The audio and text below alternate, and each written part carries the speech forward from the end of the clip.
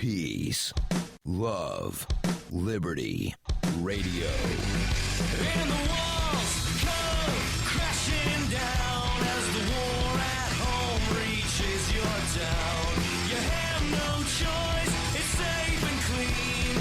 We all submit to the war machine. So today is the day. It's the day you've been waiting for about 26 years. Today is the day that Marty McFly and Doc Brown arrive in the future. Yeah, that's right. You've probably seen the memes on Facebook saying we're supposed to dress like this, and it's a picture from Back to the Future 2 where Marty and Doc come to the year 2015, and they arrive October 21st, 2015 at 4:29 p.m. Pacific Daylight Time. Or one would presume Pacific Daylight Time. They don't have whether it's standard or daylight, and yes, there actually is a difference. We're still on daylight shifting time for about another week and a half. That officially ends in November now. At the time, it ended at the beginning of October, so I'm not sure how to account for that in trying to celebrate the arrival of Marty and Doc, but nonetheless, it's also the day that I answer your questions, and there's only one question. It's actually one of these two-part sort of question things. So the first question was, Darryl, can you cover this story on an upcoming podcast? And then later in the thread, the question was, can you find out what the judge said to this woman as he dismissed the case? The case in question is about a woman in New York, from New York, who was suing her 8-year-old nephew. Yes, you heard that right. A grown woman sued her 8-year-old nephew. The initial story comes from the Connecticut Post, where it says a New York woman wants the jury to hold her 8-year-old nephew accountable for his youthful exuberance during his birthday party. Jennifer Cannell claims the boy, Sean Tarala of Westport, Connecticut, acted unreasonably when he leapt into her arms, causing her to fall on the ground and break her wrist 4 years ago. Yes, so she waited 4 years to sue the child, and, well, there's some speculation as to why she waited, but let me continue with the story before I give you the good news. The story here continues. It says, this week, and this was actually from a week ago, so last week, Cannell asked a 6-member Superior Court jury to find the boy liable for his actions. She is seeking $127,000 from the boy, who she describes as always being, quote-unquote, very loving and sensitive towards her. The boy is the only defendant in the case. In court Friday, that would be a week and a half ago Friday, the boy, who is now 12 years old, appeared confused as he sat on his father, Michael Tarala, or rather sat with his father, Michael Tarala, in the Main Street courtroom. The boy's mother, Lisa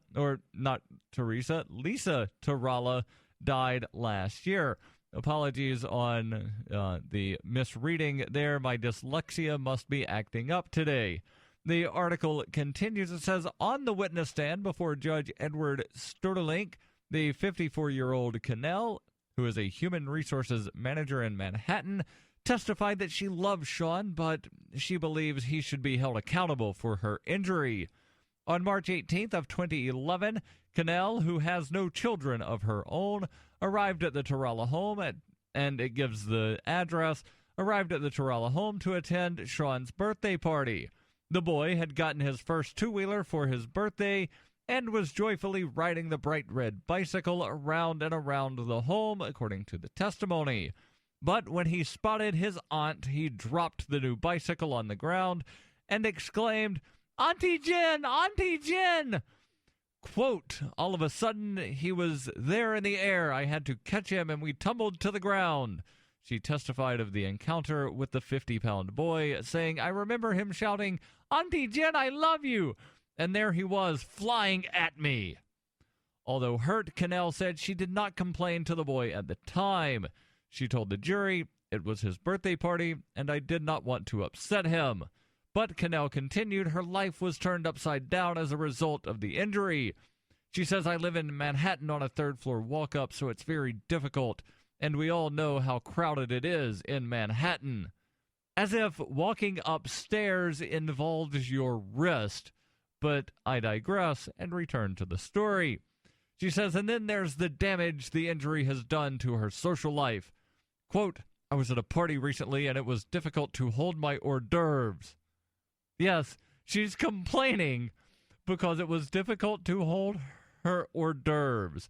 The article continues by quoting the lawsuit. Quote, the injuries, losses, and harms to the plaintiff were caused by the negligence and carelessness of the minor defendant, in that a reasonable 8-year-old under those circumstances would know or should have known that a forceful greeting such as the one delivered to the defendant, or rather by the defendant to the plaintiff, could cause the harms and losses suffered by the plaintiff. Well, here's the good news. The 6-member jury threw out the case. Now, the question that was asked to me is, what did the judge say? And, well, I can't find any record. Sure, I could do a Freedom of Information Act request and then pay a lot of money to get a copy of the lawsuit and the court transcript, but, you know, like, I don't really want to expend money to simply tell you that the jury threw out the case. This was one of those things where if you file a civil suit and you ask for a jury trial, the judge can't simply decide, no, you don't get a jury trial. It goes to a jury, and then it's up to the jury to decide what to do. And while the jury deliberated for about 25 minutes before unanimously ruling in favor of Sean Tarala, who, again, is now 12 years old. He was 8 at the time he injured his aunt. The article here from the New York Post quotes the boy's lawyer, Thomas Nonowicz, I'm hoping I pronounced that right, who said during his closing arguments, this was just a kid trying to give his aunt a hug on his birthday. He's just an 8-year-old. He wasn't being negligent. Sean and his father live in Westport, Connecticut, and were not in the courtroom on Tuesday. They also declined to speak to the New York Post last Wednesday. Cannell, the article here from the New York Post, says, again, she is a 50-plus-year-old human resources manager from the Upper East Side of Manhattan. She sat stone-faced in the courtroom with a black wrist guard on her left arm while the verdict was announced. And there's speculation in here that she was only seeking to get damages from Sean because, again, the mother of Sean passed away last year, and it's believed that Sean received some sort of inheritance, and Auntie Jen decided, well, Sean doesn't need that money, and I hurt my wrist, so therefore Sean needs to give me that money because Sean hugged me really hard. You know what? Sean's a kid. Sean's was 8 years old. 8-year-olds come over and hug grown-ups kind of hard because that's what they do when they're excited. You can't sue an 8-year-old kid because you fell over and you lost your balance. There's more Peace, Love, Liberty Radio in just a moment. Stay tuned.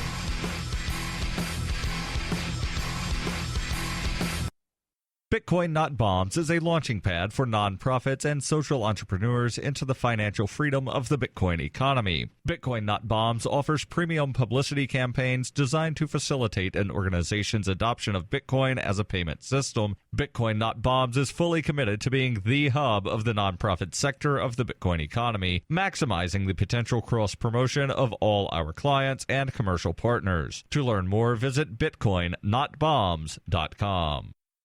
You can support FPP Radio by shopping online. Whether you're looking for precious metals, bitcoins, or books, you'll find that and more at shop.fppradio.com. Every purchase you make from one of my affiliates, like Namecheap, Spendabit, and Amazon at shop.fppradio.com helps fund FPP Radio. Or you can shop directly from FPP with Bitcoin in the Bitcoin store. That's shop.fppradio.com.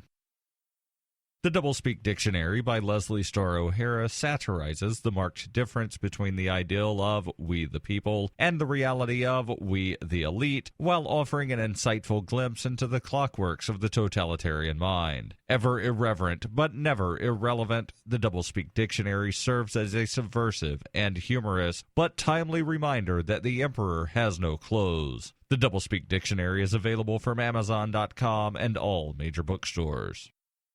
You're listening to Peace, Love, Liberty Radio with Darryl W. Perry. Online at fppradio.com. So before I jump back into the news, the stories, because I only had that one sort of two-part question for the Ask Me Anything, I've got some interesting sort of breaking news, if you will, out of California. It's not actually breaking because it's about something that happened on Monday, but it just came across my desk earlier today, and I definitely want to cover that. But before I get into that, I want to make sure that I tell you about something that's been around for a long time and has been trusted for a long time. That would be Roberts and Roberts Brokerage. They've been a trusted source for buying and selling your investment-grade precious metals for over 35 years. They also take Bitcoin for precious metal purchases and have permanently removed the minimum purchase amount for all orders paid in the digital currency. So call Roberts & Roberts Brokerage today for knowledgeable advice on investing and a forward-thinking approach to new technologies. 850-478-5270, or you can visit online at rrbi.co. That's rrbi.co. So what is the almost breaking news that I have that I want to share with you? Well, apparently there was a federal court ruling on Monday in which a federal judge ruled that the Justice Department was breaking the law. Surprise, surprise, a government agency violating statutes that would apply to everybody else. Yes, the DOJ is breaking the law by trying to shut down state legal medical marijuana dispensaries in California. The story here comes from Reason.com, and they report in a case involving a federal injunction against the Marin Alliance for Medical Marijuana, U.S. District Judge Charles Breyer said enforcing such court orders violates a spending rider that says the DOJ may not use appropriated money to prevent states from implementing laws allowing medical use of cannabis. The Justice Department maintains that the rider, which was included in the omnibus spending bill that Congress approved last December, affects only direct legal challenges to state laws.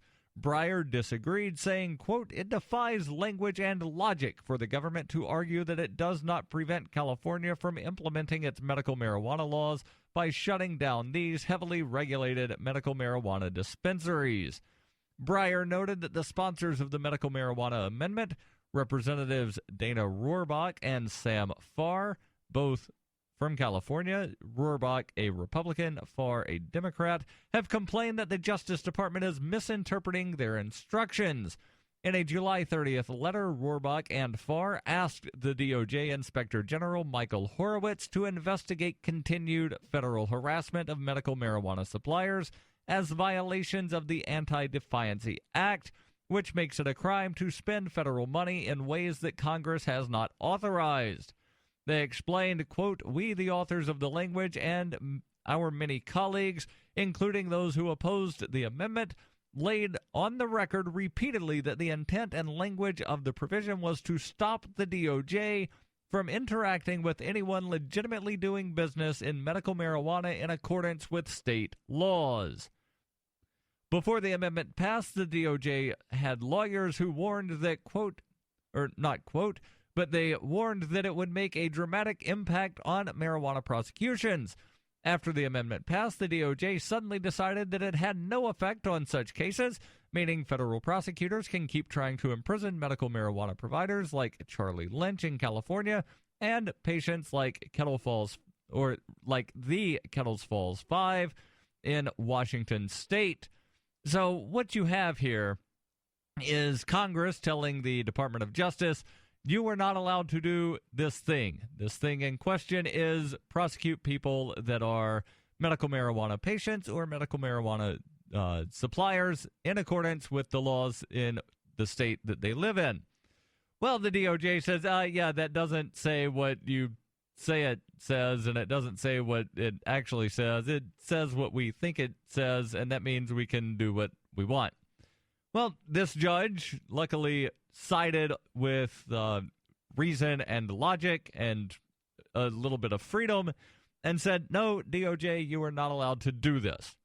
The article from Reason continues. It says, according to the San Francisco Chronicle, Breyer did not say whether his reasoning would also apply to criminal prosecutions, but it is hard to see why it would not, since both prosecutions and injunctions have the same effect of shutting down state legal suppliers of medical cannabis. If Breyer's ruling is upheld on appeal, it could have far-reaching implications, especially since the House of Representatives voted in June to renew the Rohrabacher-Farr Amendment for another fiscal year. The Senate Appropriations Committee approved similar language a week later. The Marin Alliance for Medical Marijuana, which operated from 1998 until the Justice Department shut it down in 2011, is California's oldest dispensary. Founder Lynette Shaw told the Chronicle she plans to reopen as soon as possible. If Breyer's ruling persuades other judges or wins the approval of the U.S. Court of Appeals for the Ninth Circuit, it could affect federal actions against the Berkeley Patient Group and Oakland's Harborside Health Center, not to mention patients and providers throughout the Ninth Circuit, which includes 5 other states that have legalized medical marijuana. And they have an addendum here that says Breyer's ruling does not actually dissolve his 2002 injunction against the Marin Alliance for Medical Marijuana, which ultimately led to the dispensary's closure via a DOJ forfeiture action. But Breyer says the plain reading of the text of Section 538, that is the Rohrabacher-Farr Amendment, forbids the Department of Justice from enforcing this injunction against MAMM, that's the Marin Alliance for Medical Marijuana.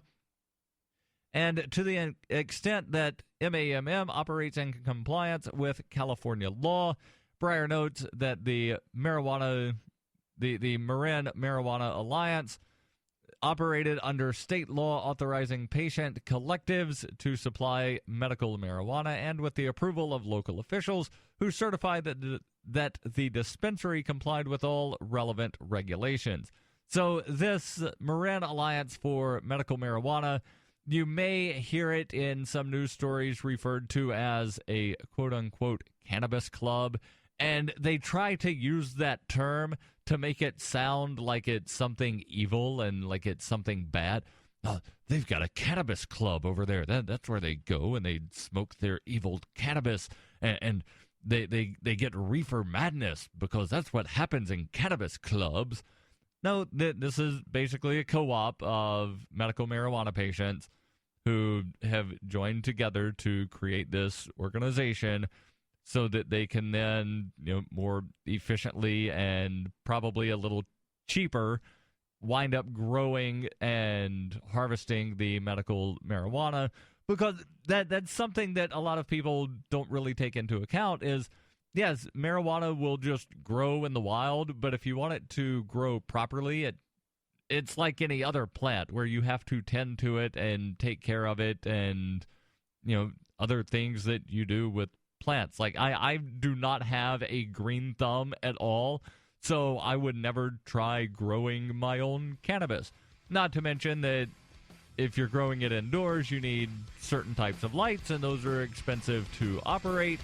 And if you're growing just for yourself, it can be quite costly to do so.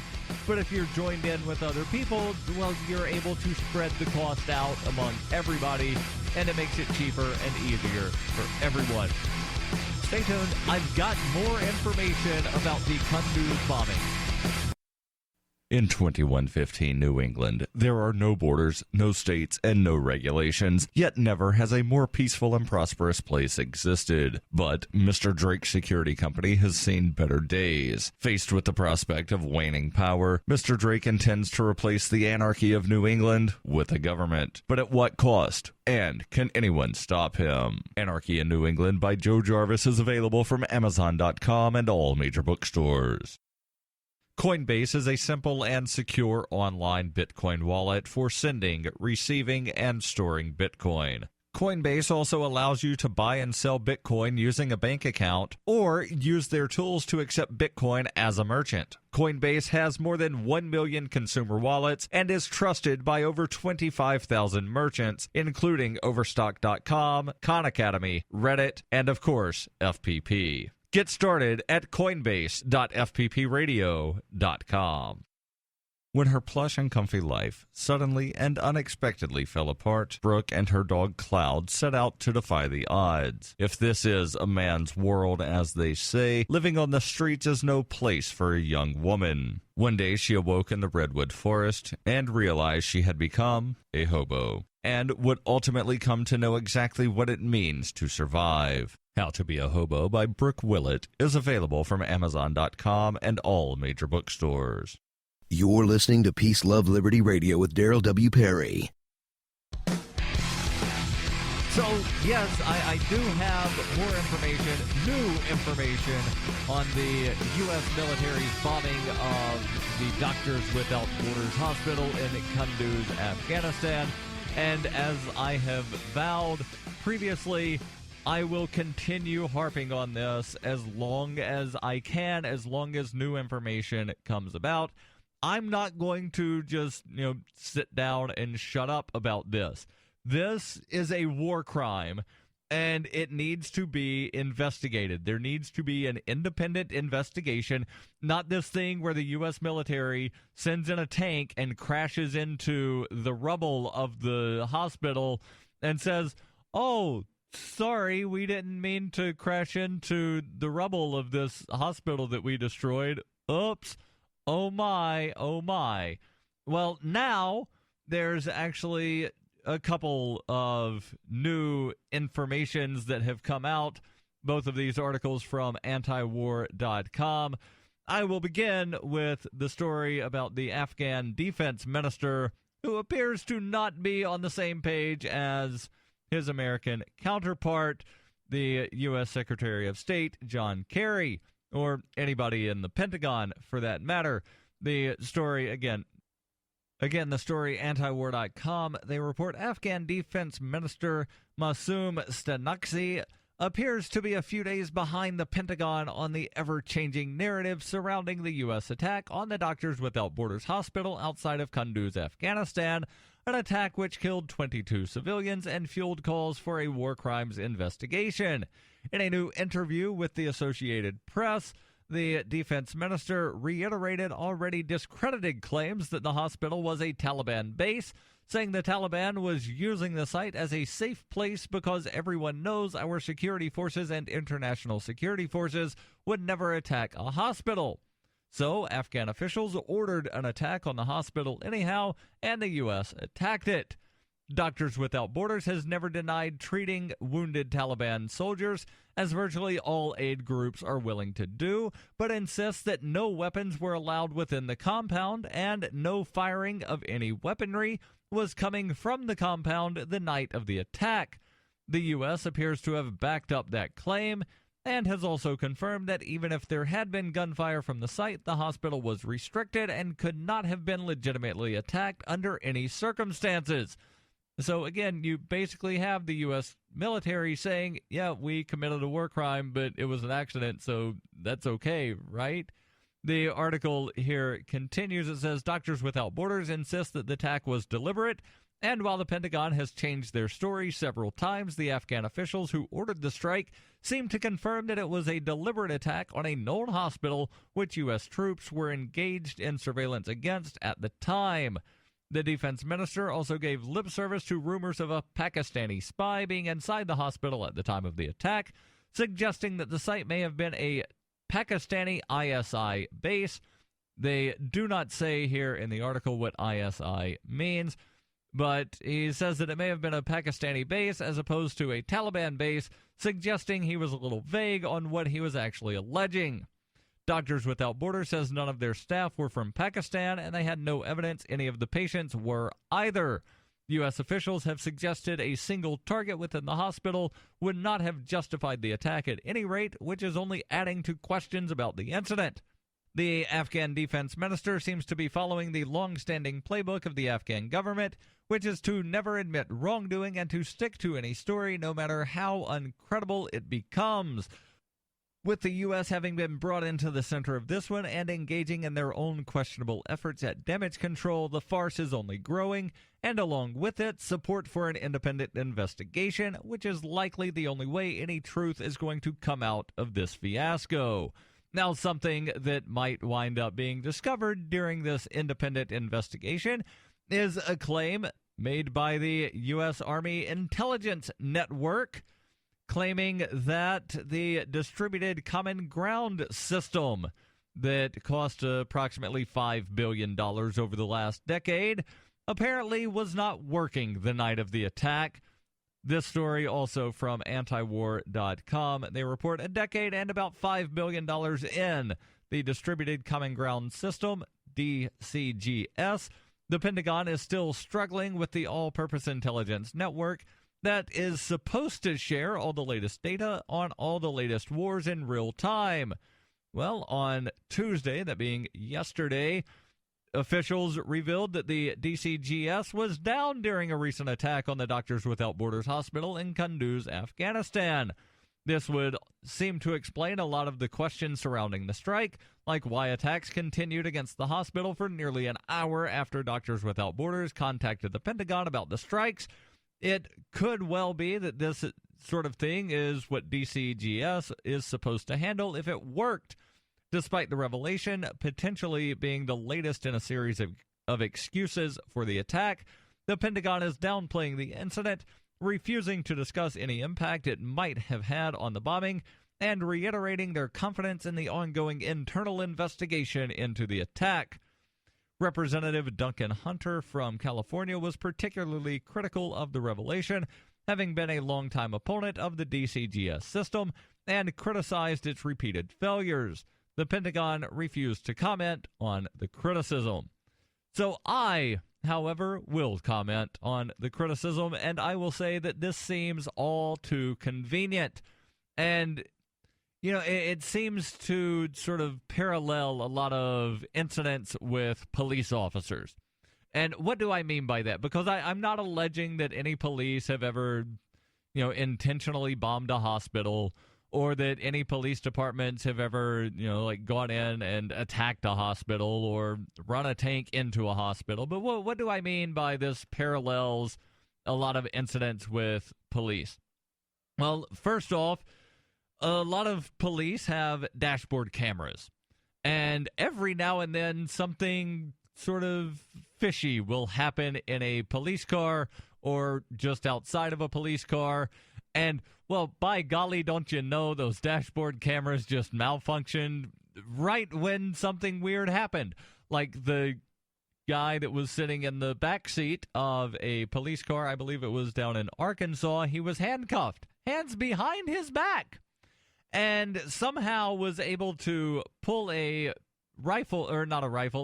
pistol out of a pocket that somehow the police did not find when they were doing a pat-down of this guy before handcuffing him and putting him into the back of their police car. So this kid with his hands cuffed behind his back somehow pulled this pistol out of his pocket and shot himself in the head. And don't you know that the dashboard camera malfunctioned for about a minute, and it was during the time that he shot himself in the head, allegedly, according to the police, but nobody will ever know because dashboard camera just malfunctioned. And it seems all too convenient that the Distributed Common Ground System being used by the Pentagon, well, it just happened to malfunction during this over 1 hour that the hospital was being attacked by the U.S. military.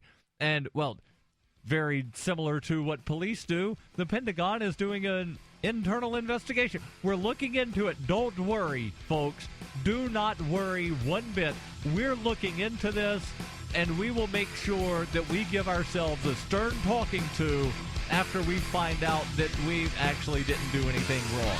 So I'll just close with this. If you've got a problem with the show, send me an email. I'll do an internal investigation.